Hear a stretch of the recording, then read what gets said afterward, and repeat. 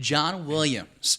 The man just defeated death like a week ago. We just talked about that. And now it turns out that not only is he scoring episode 9, he's also scoring the music for Galaxy's Edge, the Star Wars theme park. That's going to open up next year in both Florida and California.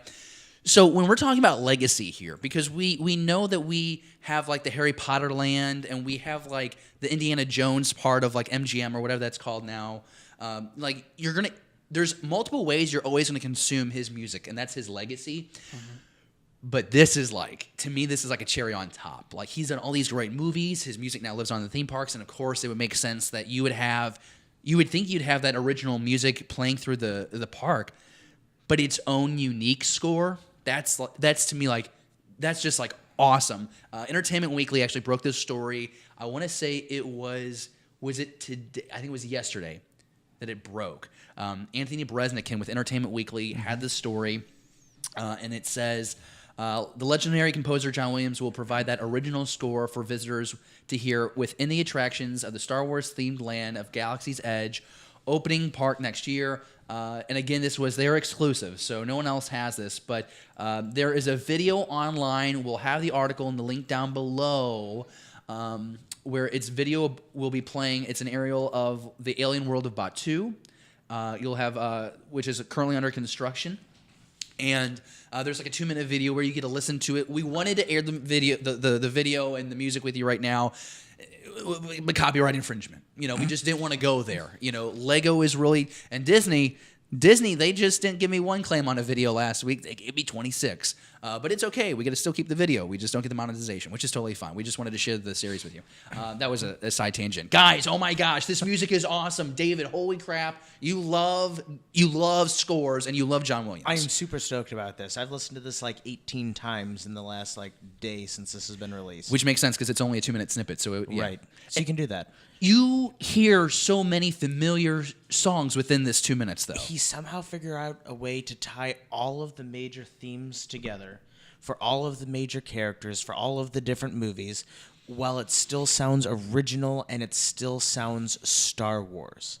Yeah, it feels like when I first heard, this is going to make no sense, I guess, but the first time I heard the score he did for Harry Potter, I felt like I was going into a different world, but it was kind of familiar. It still had like the tendencies that he has when he composes a score. So then I hear this, and I'm like, I can imagine walking up to the theme park. Like, I can imagine myself walking up to the theme park and hearing this music and like the familiar notes. Like, I want to hear this when I'm like walking up to the cantina, or when I'm walking to the gift shop. Like, oh my god, I'm buying a Lego set when I go. It's gonna be like 33% more expensive, but I don't care. It just, to me, like you said, it does such a great job of craft of weaving in all these familiar songs. Jesse, you listen to it. Does this excite you, or am I just overhyped? Would you rather just have the original songs from the movies? Oh no, like I'm, like I like to hear some of the like. So I mean, like you mentioned, like if they have like a cantina like restaurant, what I'd like to see in there maybe is like get some animatronics, because I know no actor would want to do it, but have like some animatronic like Biff musicians. And I'm sorry, I want to hear that one song the entire time I'm like eating. You do want to hear it? Yeah. You want that to not be like maybe like blaring, but like enough to where like it's there. Now that's their species, but they're actually jizz musicians, right? Yeah. That was like the one middle finger that Lucas tried to give to the fans, I think. So they play jizz music. They jizz all night. But like this score and everything, like it's a little bit of everything.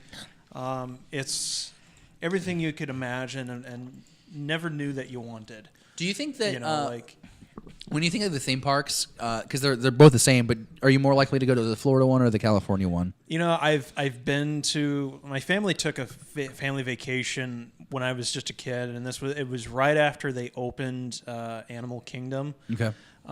Which is really cool. Which was really, the thing was it was really cool, but it also wasn't finished. So, like, I don't know if I want to go right when this opens up, simply because I feel like it's not going to be 100% complete. Well, it's like any ride. Like, there's gonna be kinks that are going to be at the same time. I feel like like it's when it opens, there's going to be like that floodgate, and maybe like too crowded kind of thing. Like I feel like it has the potential to be too crowded. I'm gonna be honest though. People go to Harry Potter World all the time, and that place always looks packed. I don't know if it'll ever really slow down. Part of me kind of wants to go like Florida would be familiar because I'm a creature of habit. It's also a cheaper plane ticket. Yeah, from where we but live. At the same time, California, I think would like maybe the weather might be better. Cali or Florida? Florida. Okay, I think I'm Florida too. But you know what? I've only been to Anaheim, California, so it would be kind of cool to. It'd be kind of cool to go back. Although I'm pretty sure isn't this in Anaheim too? Pretty sure it is. Yeah. All right, so I guess I'm going back to Anaheim maybe. You know, if we go to California for this, we could go to In-N-Out Burger. Oh, and that just makes this fat boy feel fat and sassy already. Girl, get it. Yeah. Quick note: my quarters are required to be in the Slave One. So to Disney, you have to build a Slave One for me to live in. You won't know that I'm living in it. I don't know if that's the case for the California location, but I know in Florida they're also building a Star Wars themed hotel that we've talked about on the show before, and it's like an immersive experience. So I think that's why Florida is probably going to get my money. The thing that really hurts me, and this is the inner child, like as a cosplayer, and I know like Disney's rules about adults and costumes and everything, but like the dream would be able to just like go and like wear my Mandalorian armor and just be able to kind of blend in with this galaxy far, far away that they built. Jesse, you could just leave your job and go down there and be someone who dresses up as a Mandalorian professionally, and then you could be paid to be a Mandalorian. I don't know if Disney, do you pay well for that? Get in touch with me. Disney, let us know down in the comments below. Hey, you know what? Are you excited about this news that John Williams is going to have this score? Have you listened to the music yet? The 2-minute snippet that we've gotten from Entertainment Weekly? Let us know down in the comments below. We'll also have that link for you down in the comments below, so that way you can give a listen to if you haven't already. I think it's just gorgeous music. We want to hear your thoughts.